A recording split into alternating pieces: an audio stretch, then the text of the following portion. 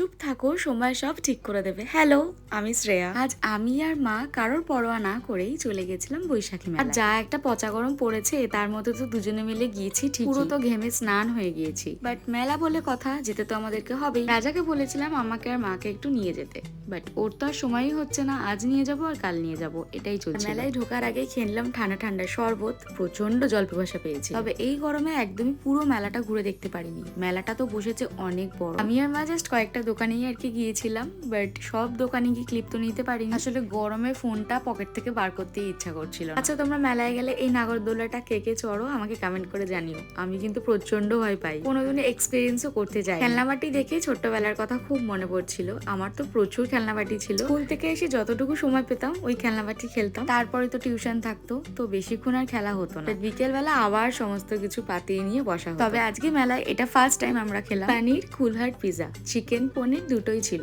তো মা তো চিকেন খায় না, সেই জন্য পনির নিয়েছিলাম। আই থিঙ্ক আমি ঠিকঠাক প্রনাউন্সিয়েশন করেছি। তবে আজকে মেলা থেকে মাকে অনেক কিছু কিনে দিয়েছি, তাই জন্য মনটা তো ভীষণ ভালো।